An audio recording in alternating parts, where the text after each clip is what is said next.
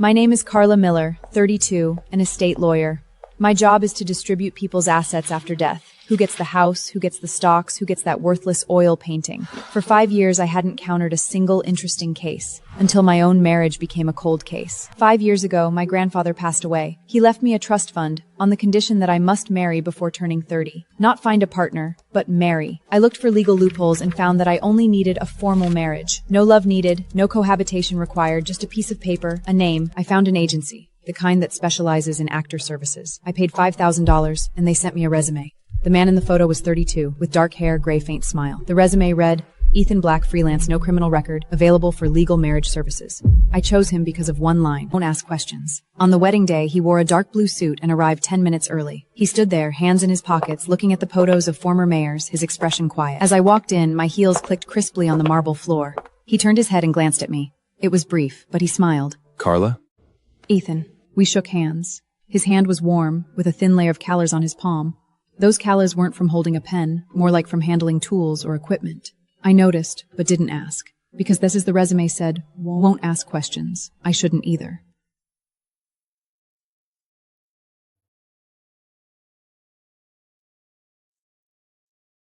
The ceremony lasted only 5 minutes. Do you take this person to be your lawfully wedded spouse? I do. I do. Prepared by the agency. I put it on. It fit perfectly. He put it on. The inside of the ring was smooth, no engraving. It belonged to no story, only to this transaction. After signing, he said, Do you need a photo together? No need. Then I'll leave first. Okay. He left. I held the marriage certificate, standing at City Hall entrance. The sunlight was bright, making me squint. I was married, to a man whose full name I didn't even know, but I didn't care, because it was just a transaction. The certificate felt heavy, stuffed it into my bag, alongside those state documents. Like them, it was just a contract. In the first year of marriage, we only met 4 times. The first time was for tax filing. He brought his income proof, I brought mine. We sat in the accountant's office for 40 minutes, barely speaking. He sat next to me. The chair was old, creaking with every movement. His fingers tapped lightly on his knee. No rhythm, just tapping. The second time was a family gathering. My grandfather's lawyer came to verify the authenticity of the marriage. Suit, same neatly combed. The gathering, he called me darling, poured wine for me, and held my coat. When his hand touched my shoulder, the movement was gentle, as if a very gentlemanly. What do you do for work? Freelance. In what field? Various fields. When he answered, his eyes didn't dodge, but the curve of his mouth changed, not a smile, but defense.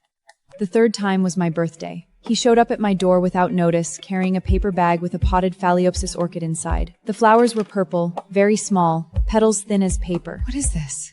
Birthday gift. The agency said married people should give gifts. You didn't have to. I know, but your file says you like flowers. If you don't like it, you can throw it away. I didn't throw it away.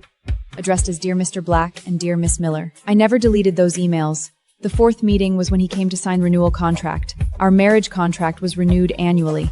He sat in my office for 15 minutes, signed the contract, took the check. Do you want to continue? What about you? I have no objection. Then let's continue. He left. I stood by the window, watching his car drive out of the parking lot. It was an old Honda, silver, with a scratch on the rear bumper. I noticed that scratch, because I had one too. Not a coincidence, but the tech understanding of the poor. In the 3rd year of marriage, I discovered something. He wasn't a freelancer, he barely worked. His income statement showed fixed annual earnings sourced from consulting services. I didn't know who was sending him money, but the amount was just enough for him to live, no more, no less. Not enough to raise suspicion, not so little that he needed to find work. He lived in a tiny apartment in the South District, near the airport. Not to see him, but because he forgot to sign a document, I dropped it off on my way. It was raining lightly that day. Raindrops hit the car window, blurring the streetlights. The apartment was in an old building. The hallway lights were covered revealing peeling paint on the walls. His apartment number was 204. The door was and the sound of a radio came from inside, playing jazz. The saxophone sounded horny. I knocked on the door. He walked over, wearing an old t-shirt, hair slightly messy. He saw me and paused for a moment. You forgot to sign the document. I didn't go in, but my eyes scanned inside. Oh, come in. The living room was small, with a sofa, a table, and a stack of books. No photos, suitcase leaning against the corner, black with an old luggage tag tied to the zipper, the writing blurred. Suitcase looked ready to be picked up at any moment. He signed the document and handed it back to me. Do you travel often? What? The suitcase. He glanced at the suitcase and paused. The pause was brief. but long enough for me to notice his fingers tightening. It's a habit. He walked me to the door. The elevator arrived, and I stepped in. As the door closed, I saw him standing in the hallway, his figure thin, and the light went out again. The elevator descended. The voice-activated lights turned on one by one, then off one by one.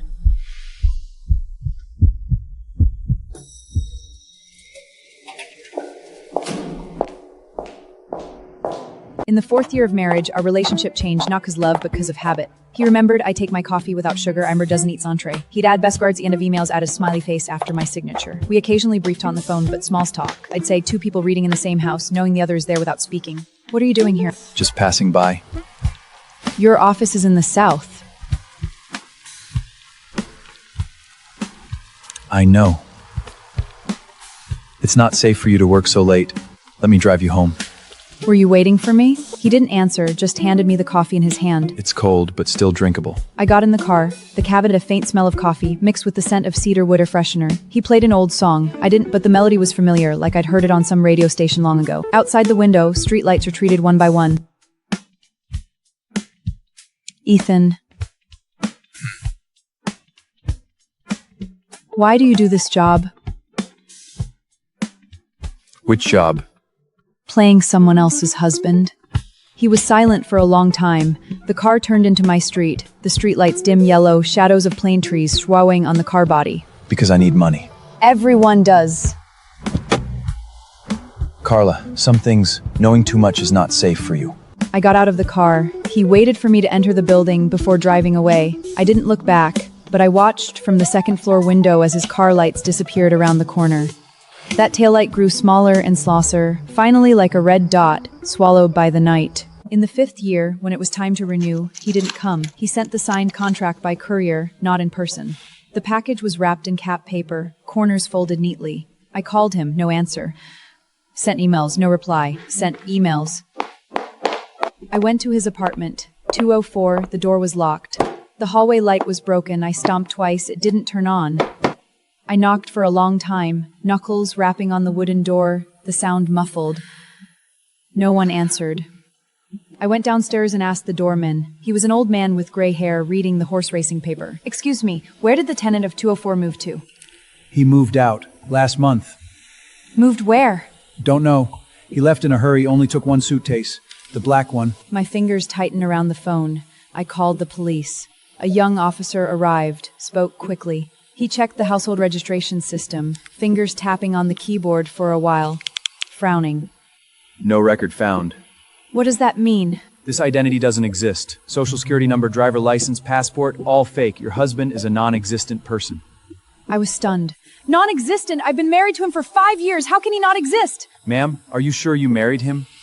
I have a marriage certificate. But the identity he used to register is fake. The marriage is valid, but the spouse is fictitious. My hands were shaking. 5 years of marriage, 5 years of contracts, 5 years of birthday gifts. No, the flowers were real. The orchid is still blooming on the windowsill, but the Paralyzed gavens in the sunlight. I took leave and started investigating on my own. I'm a lawyer. Investigating people is part of my job. I went through all his emails, texts. 5 years have filled the screen, line by line, like medical records. His number was disconnected to email deleted, his social media accounts wiped, like a ghost, appearing and disappearing without a trace. I found his only friend, not a friend, his former landlady, an old lady living in the South District, raising 3 cats. When I arrived, the cats were sunbathing on the windsill, their fur gray. Ethan. He rented my 5 years. Nice, quiet, never relate on rent. Before he left, he even helped me weed the garden. Did he say where he was going? No, but a week before he left, someone came, wore a black suit, sunglasses, very fierce. After Ethan met that person, his complexion was very bad. What did that person say? I overheard one sentence. He said, "You should leave." My blood ran cold. It wasn't a breakup, not hiding from debt. Someone made him leave.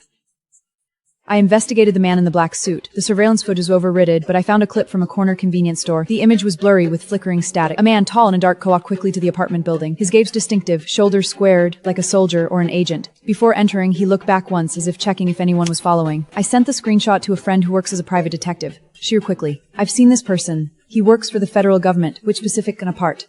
Federal government. Ethan is no ordinary person. I stared at that blurry screenshot, chills running down my spine. I started going through what he left behind. Not much. He left cleanly, but there was a cardboard box in the corner of the apartment. The box was old, edges worn white, with a blurry shipping label. I brought it home and placed it on the dining table. Inside the box, no photos, no letters, Just a notebook. Dates, locations, names, like a list. The first page read, Carla Miller, March 15, 2020, City Hall. A check mark. My name. Our wedding date. Checked off. Third page, Victor Momenzes, June 2022 1, Hotel. Also check mark. My finger stopped there. Victor Moretti, I've heard that name. The head of Chicago's largest crime syndicate, wanted by the FBI for 10 years, never caught. He controlled drugs, arms, money laundering with hundreds of men. Ethan was watching him. I took a photo of the notebook and sent it to my detective friend. She wrote quickly. He controlled drugs, arms, money laundering with hundred was watching him. I took a photo of the notebook and sent it to my detective friend. But I couldn't stop, because I'd discovered something. The names in the notebook were mostly members of the Moretti crime syndicate. Ethan had been recording their movements. He was a witness. He was part of the FFDL Witness Protection Program. I went to the FBI Chicago field office. The building was gray, glass walls reflecting the clouds. I need to speak with someone from the Witness Protection Program. May I ask what this is regarding? My husband is missing. He might be one of your witnesses. Wait a moment, 40 minutes. The clock on the wall moved slower than my heartbeat. A man in a dark suit walked out. 40s, graying hair, deep bags under his eyes. Carla Miller, I'm Agent Hart. My husband. Let's talk inside. Ethan Black is our witness. His real name isn't Ethan. His identity was created by us. Last year, his cover was blown. Morelli's people found him. We had to terminate the program early and move him to safety. Where is he? Is he safe? Are you still waiting for him? No. But I kept the flower. She looked at me, didn't press further. She's a smart woman. The first month after Ethan left, I packed his things into a cardboard box. Notebook, marriage certificate, that postcard. No, the post came later. Nothing happened this month. The box went to the bottom of the closet, squeezed with out-of-season sweaters. The orchid was still blooming. I'd changed its soil, added fertilize. I'd warning, moved it to the window shield at night, letting it baste in the moonlight. The second month, I received a package. No sender, no address, just one line. For Carla Miller. The postmark was from Florida. My hands shook as I opened it, the tape tearing loudly. Inside was a postcard. Front, beach, blue sea, white sand, waves shimmering like silver in the sun. Back one sentence only. It was his handwriting, I recognized it. Those words slowly, stroke by stroke, as if afraid I wouldn't clearly. He's still here. He's alive. He used a postcard, the flower bloom, he's quietly. That postcard stayed on onto the fridge for a corner slightly by the kitchen heat. Agent Hart came to see me again. This time, his expression was heavier. Moretti's people found Ethan's new identity. He has to move again. How long? Can I see him just once? No. Why? Because being together will get him killed. I fell silent. He was right. Ethan's cover was blown because Moretti found our marriage record. The marriage 5 years ago was his only flaw. That was me. I was his flaw. What if I divorce him? Morelli won't believe it. He'll just think you're acting better. Then what can I do? Nothing. Just wait for him. Wait for how long? I don't know, maybe a year, maybe 10, maybe forever. How do you come back from that? I saw him off, stood by the window watching car leave the park lot. Different from Ethan's car, this was a black SUV. No scratches. But I stared at that door for a mind Winston the camphor reflect his lips colorless. I will wait, no matter how long, because he is my husband. I started having insomnia. Every night, lying in bed, staring at the ceiling. There was a crack on the ceiling left by a heating leak last winter, shaped a question mark. Why would I ask him? I don't even know his name. You don't know what he looks like. You do, but that face is fake. When he smiled, it was Ethan's smile. When he drank coffee, it was Ethan's habit, but he wasn't Ethan. Ethan was a non-existent person. And took out the notebook. The last page had Carla Miller checked off. Below was a line of tiny text. The handwriting was light, as if afraid of being seen. My tears fell. Not because he remembered, but because I remembered him. I remembered how he walked, small steps, but steady. I remembered his voice like he hadn't fully woken up. I remembered the old song he played while driving. The saxophone sounded horny, like a sigh. Those were real. His identity was fake, but his habits were real. His smile was real. I decided not to annul the marriage. Somers weatheth that marriage marriage was by me and him, stamped by me and him. Not an agent, not an actor, but us. I held that marriage certificate. The paper was thin, the words were faint, but it was real. I will wait for him to come back. No matter how long. I started investigating the Moretti case, not for revenge, but to know what Ethan was hiding from. I went through all public record, news reports, court documents, FBI wanted posters, newspapers piled on the desk. I read them one by one, coffee cooling and reheating, reheating and cooling. Victor Moretti, 62, Italian-American, involved drugs, arms, money laundering. He had hundreds of men, dozens of lawyers. He was never convicted, not due to lack of evidence, but because witnesses always disappeared before trial. Disappeared, vanished. Some were bought, some threatened, some died. Their names in the corner of newspaper, a small line, accidental death. Ethan was the only witness who survived because he had a fake identity, because he played Ethan Black for 5 years, played it well. So well that I almost believed he was real. Maybe it wasn't just acting. Maybe in 5 years, part of him became real. That part was love. I'm not sure, but I choose to believe. Rain hit the window outside, blurring the city lights. Agent Hart came again. Morelli's case is going to trial soon. We need Ethan to testify in court. Then he can come back? Not necessarily. Morelli's influence remains.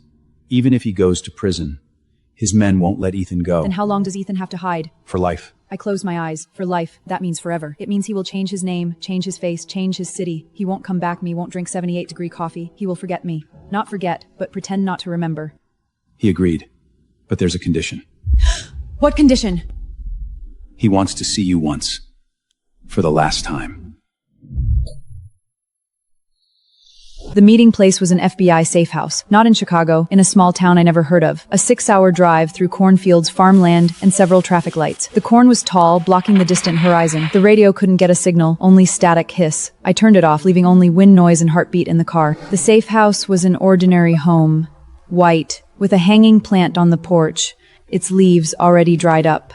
Agent Hart led me inside. The living room had only a sofa, a lamp, and one person. He sat on the sofa, wearing a gray hoodie that not worn. His hair was longer, beard unshaven, but his eyes, they were still those eyes. Carla. I walked over and sat across from him. The lamplight was dim, casting his shadow on the wall like a silhouette. You've lost weight. So have you. Is your phalampspis still blooming? Yes. 6 blooms this year. He smiled. The smile was brief, but genuine. Carla, I'm leaving. This time it's real. I know. I don't know if I can come back. I know. I don't want a divorce. Neither do I. He reached out and took my hand. His hand was still warm, with thin calluses on the palm. What had he been doing all these years? Maybe carrying guns, maybe training, maybe running. He didn't say, and I didn't ask. We stayed in the safe house all night. No words, just sitting. His hand never let go. Sometimes he would squeeze tighter, then release, as if confirming I was still there. The lamplight pulled our shadows together, like one entity. The wind outside was strong, rattling the window frames. Carla, if I come back, will you wait for me? Yes. What if I don't come back? Then I will come. He turned his head and looked at me. On the other side of the light, his face was half bright, half dark. The dividing line cut right through his eyes. You can't. It's too dangerous. If you don't let me go, I won't go. He walked over and stood in front of me. He was a head taller than me. I had to look up to see his eyes. His forehead almost... Carla, do you know my real name? No. Do you want to know? No. Why? Because I'm used to calling you Ethan. I can't change it now. Then keep calling me that. I'm used to it too. Just before dawn, Agent Hart knocked on the door. He pushed the door open, holding a cup of coffee. Steam rose from the coffee, condensation forming on the paper cup. Time to go. Ethan stood up and walked to the door. Carla, no sugar in the coffee. I know. The door closed. His footstep faded down the hall, first on the floor, then on the stairs, then silence. I returned home. The phalaenopsis was still blooming on the window seat. The 6th bloom purple and small. A drop of water hung on the petal. Dew or splash from watering. I watered it and wiped the leaves. The dust was thin. I wiped it off gently with a wet wipe, leaf by leaf. Slowly. Sunlight hit the leaves, calm as usual. Lucia came to work and saw my swollen eyes. Carla, did you cry? No. You're lying. The wind was strong. The office windows weren't open. I didn't speak. She handed me a cup of coffee. 78 degrees. How did you know? Because someone told me. She left. I held the coffee cup. The wall was hot. Morelli's trial began. News was everywhere. The headline, Trial of the Century. I saw Ethan on TV. Not Ethan, but another name, another face. He wore glasses, hair cut short, in a dark blue suit. His voice changed, tone changed, expression changed. He was a new person. The room was so quiet I could only hear the TV. I saw Moretti order the killing with my own eyes. The tone of that was exactly like when he said no sugar in coffee. Calm, certain, no hesitation. My tears fell. Not for him, but because I finally knew he was real. His testimony was real. His fear was real. His courage was real. His name was fake, but his life was real. The TV screen's light reflected on my face, flickering. He glanced at the camera. I didn't know if he was looking at the lens or at me. In this moment, I understood everything. I was no longer confused. I knew what I had to do. Moretti was sentenced to life in prison. His eyes scanned the lenses, as if looking for something. Maybe he was looking for Ethan, but he couldn't find him, because Ethan was gone. On the day of the verdict, I received a letter. Just one line, Carla, it's over. It wasn't Ethan's handwriting, it was typed, but he knew I would understand. I folded the letter and put it in that cardboard box. The box was full. I got a new one, bigger, blue. Not because there were too many things, but because the days ahead are long. I returned to a normal life, work, home, eat, sleep. The orchid wilted and bloomed again. Year 5, year 6, year 7. Its roots had filled the pot. I changed the soil 3 times. When dividing, I carefully separated the roots, afraid to hurt them. One at my home, one at the office. You're not growing flowers, you're growing memories. Maybe. Are you still waiting for him? Not waiting, but blooming. In the 8th year, I received a postcard from Maine. On the back, this lighthouse is still shining. It was his handwriting.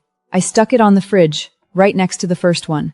The fridge was full, so I got a double-door one, although there were only 2. In the 9th year, Moretti died in prison, heart attack. His name scrolled across the bottom. He was dead. The man who hunted Ethan was gone. The Moretti family fell. His empire collapsed. Ethan didn't have to hide anymore. I called Agent Hart. Morelli is dead. Can Ethan come back now? Theoretically, yes. But he has a new identity, a new life. He might not want to come back. Tell him I'm still waiting. I will. The call ended. I held my phone, standing by the window. The sky was blue, cloudless. The orchid was blooming. I opened the door that had been closed for 9 years. Put on new sheets. Dark gray, his favorite color. Waited a month, no news. 2 months, 3 months. The orchid bloomed again, purple and small. The phone rang, an unknown number. Carla. It was his voice. Low, a bit horky. He was at the airport. I drove to pick him up. My hands were shaking. City lights flowed past the window like colorful rivers. Then he appeared. His hair had turned white, his wrinkles had deepened. But his eyes were still those eyes. Deep gray, quiet. Carla. Ethan. My coffee, no sugar? I know. He walked up to me. No hug, no tears. Just stood there, looking at me. My hands were still shaking, but this time from excitement. He still had that habit, tapping his fingers when nervous or relaxed. My coffee, no sugar. I know. We were going home. This time, no longer a shadow.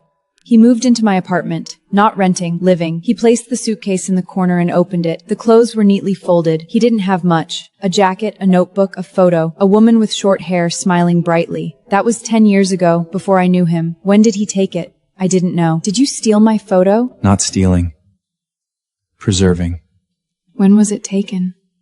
The first time you came to my apartment. You stood at the door, didn't come in. But I captured it. Through the crack in the door. Did you care about me back then? Maybe. Maybe? Yes. He told me his real name, not Ethan, another one, 3 syllables, very ordinary. I tried several times but kept getting it wrong. He said it didn't matter. I said it did, because that face was Ethan's, that smile was Ethan's, those hands were Ethan's. Names can change, but people don't. Then what should I call you? Call me whatever you want. Ethan. I've known him for 10 years. Okay. For the first time, his smile had no burden. No tension in his eyes, no stiffness in his mouth. I thought I'd left everything behind, but some roads lead you back to where you belong. No more leaving. Sure. Moretti is dead, his men scattered, his case closed. I've been everywhere I could go. Only here with you I haven't been. Then stay. Okay. Looking at the city night view, in this moment, I knew the shadow had finally returned to the light. We started living like an ordinary couple. Mornings, he brewed coffee. I added sugar. He warmed my milk. I toasted his bread. He never used a thermometer for the milk temperature. He just tested it with his finger. He didn't eat cilantro. I added extra chili peppers. He washed the dishes. I wiped the table. The clinking of dishes was crisp. The sound of running water gurgled. One day, he was cutting onions in the kitchen, so spicy that tears flowed. He wiped his eyes with the back of his hand, but the tears flowed even harder. I stood at the doorway, watching his back. His back was thin, his shoulders slightly slumped, but he was cutting onions, seriously, slice by slice. The onion rolled on the cutting board. He held it down with his hand. Ethan. Do you regret it? Regret taking that agent's job back then? No regrets. Why? Because that $5,000 bought me a lifetime. I walked over and hugged him from behind, tensed up, then slowly relaxed. His shoulders dropped, leaning into my embrace. We decided to reveal our marriage, not to everyone, but to those close to us. Lucia was the first to know. She said, I finally don't have to help you cover up the lie anymore. What lie? When people asked, what does your boss's husband do? I said he's on a business trip. For 10 years. We treated her to dinner, not to celebrate, but to thank her. She cried. Ethan handed her a tissue. The tissue he pulled from his pocket, folded neatly. Lucia, thank you. Thank me for what? For keeping our secret. That was my job. No, it was because we're friends. After she left, Ethan asked me. Carla, will you regret it? Regret not knowing the truth earlier? No, Why? because if I had known earlier, you wouldn't have acted. If you didn't act, you wouldn't be Ethan. If you weren't Ethan, I wouldn't have fallen in love with you. He took my hand. And when did you fall in love with me? I don't remember. Maybe when you said no sugar in the coffee. Maybe when you called me darling at the party. Maybe when you gave me that pot of orchids. I don't remember, but it must have been early. In that moment, I knew love had already taken root. Within those false performances grew the most genuine feelings. Ethan started looking for a job, not freelance, but a real job. He sent out many resumes, went to many interviews. His ID was real, his social security number was real, his diploma was real, but they weren't his. They were given to him by the Witness Protection Program. His grades were real, but his name was fake. The interviewer asked, why do you have a 10-year employment gap? Because I was in a place I can't name, doing a job I can't discuss. The interviewer's face shifted from confusion to suspicion, then to impatience. No one believed him. There was a crack in the ceiling, there since we moved in, never repaired. Carla, I might not be able to find a job. Then don't look. I can't let you support the family alone. You supported this family for 10 years. 10 years you played the husband without a salary. That wasn't supporting the family. Yes, it was. His eyes had bloodshot veins. His eye bags were deep. Ethan, what you gave me wasn't money. You gave me marriage. You gave me the warmth of having someone wait for me to come home every night. We opened a detective agency. Not private investigators, but serving those who were wrongly accused, framed. Ethan had experience. I had the license. First client was an elderly woman whose son was falsely accused of stealing company money. He didn't steal. He's a good person.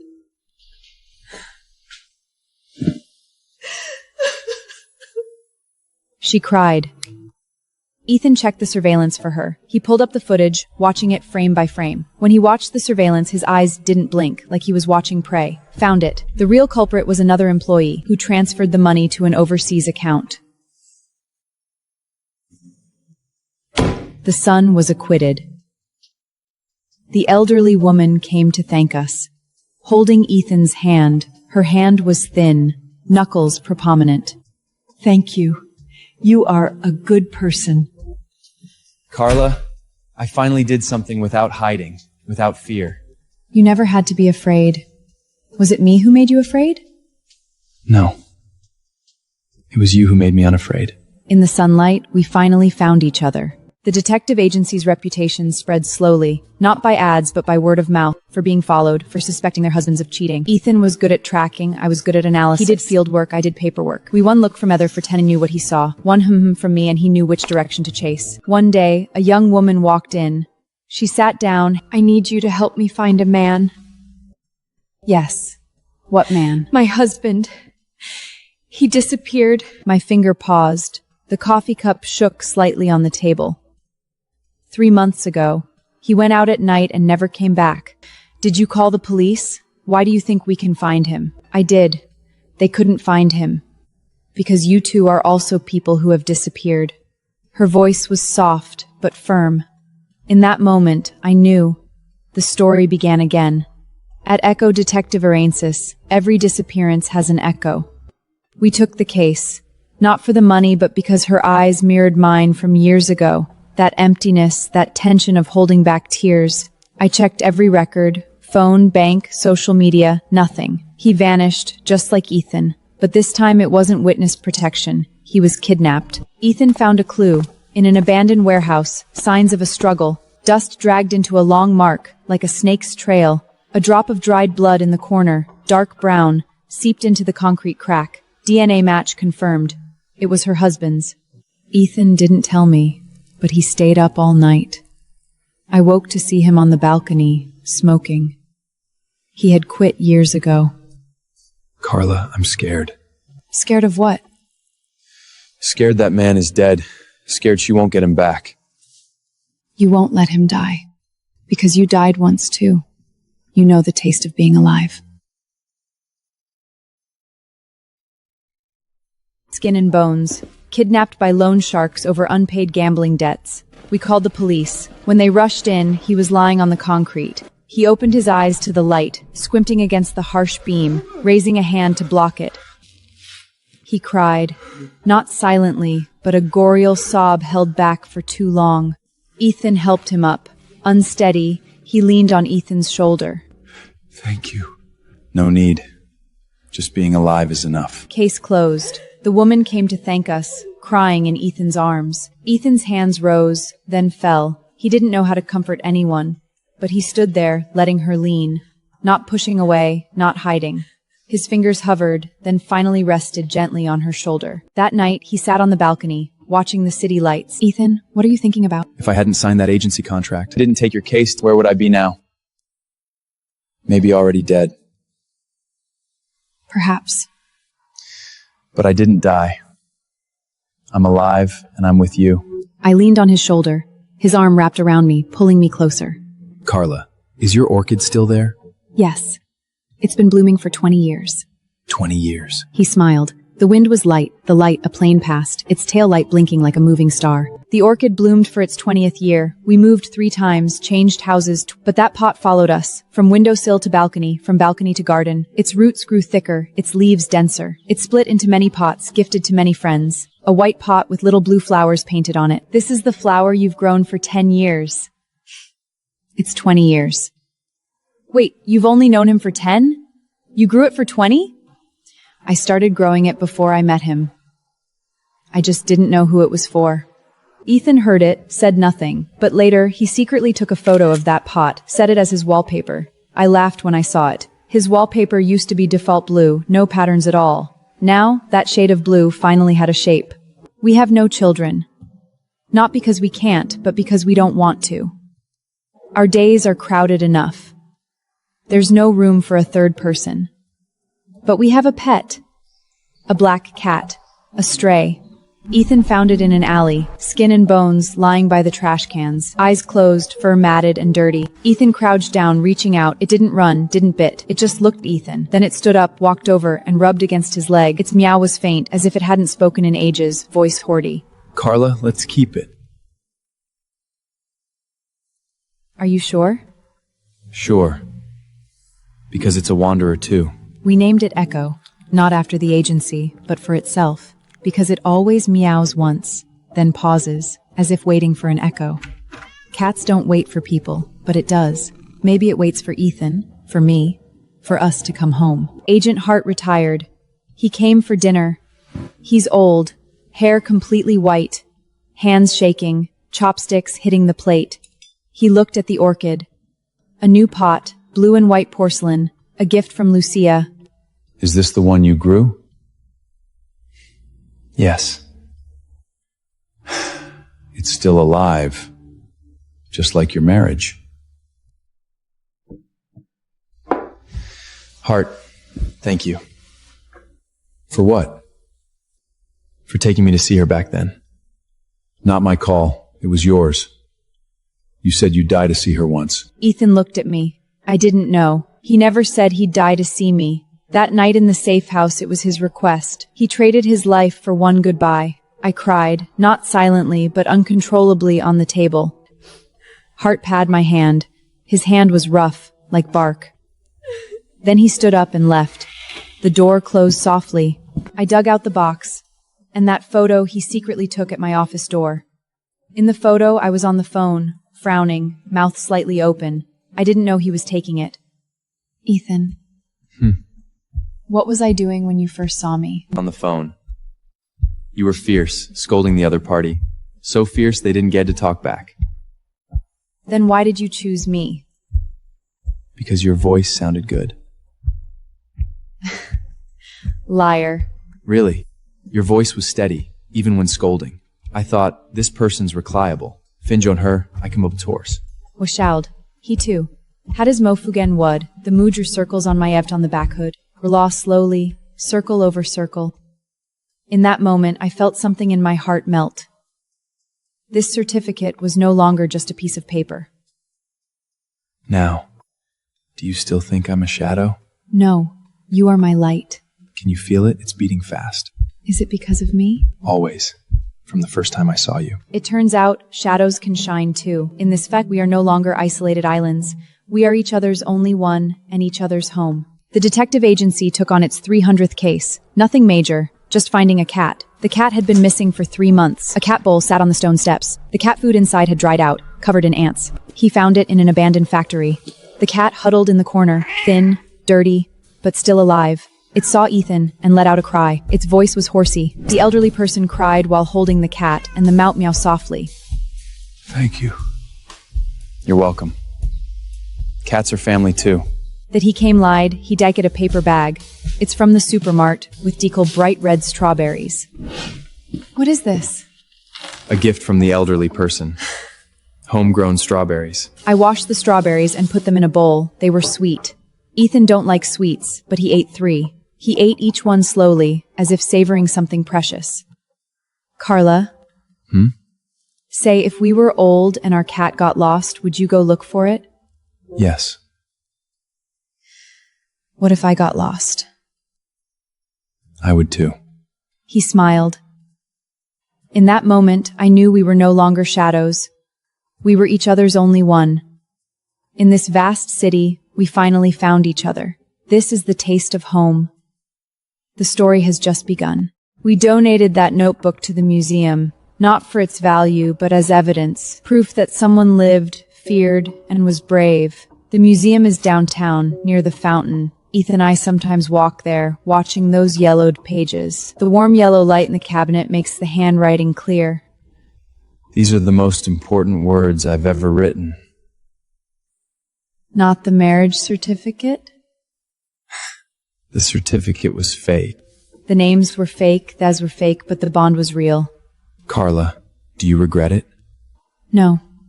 Why? Because the real can't be fake, and the fake isn't true. You are real. In that moment, all lies became steps toward the truth. Today is our 20th wedding anniversary. Not a ceremony, but a day. In the morning, he brewed coffee. I toasted bread. He warmed my milk. I added sugar for him. The milk bubbled in the pot, steam fogging up the kitchen window. 20 years of mornings, still like this. Lucia sent a message, "Happy anniversary." Thank you. She asked, "What did he give you?" He's still alive. She sent a crying emoji. What's wrong with her? She said she's moved that we're still here. He walked over and hugged me from behind. His chin rested on top of my head. Carla, we'll be here for a long time. How do you know? Because the orchid is still blooming. The flower on the windowsill, small, the 20th bloom. There was a dewdrop on the petal, shimmering in the sunlight. As long as the orchid blooms, we remain. Today, we sat on the balcony. The wind was light, the lights bright. Distant city lights bloomed orange like a giant flower. He held my hand, thumb circling my skin. Carla. Why did you choose me back then? Because your resume said one thing, doesn't ask questions. The agency wrote that. I know, but I chose you for your photo. You were smiling. Not a professional smile, a real one. I thought if he can still smile, life hasn't beaten him. How do you know life beat me? Because I was beaten too. But if you're beaten and still smile, you've won. He looked down at my hands. Sunlight hit us, our shadows merging. Thank you for letting you. For what? It needs no words, only light, just as I need only him. The phone rang. Not a call, a text. Unknown number. I smiled. Who is it? No one. You smiled. Can I smile? Putrid. I held the phone, the screen went dark. The sky outside was blue, no clouds, 78 degrees. This was life we wanted. Not earth-shattering, just perfectly right.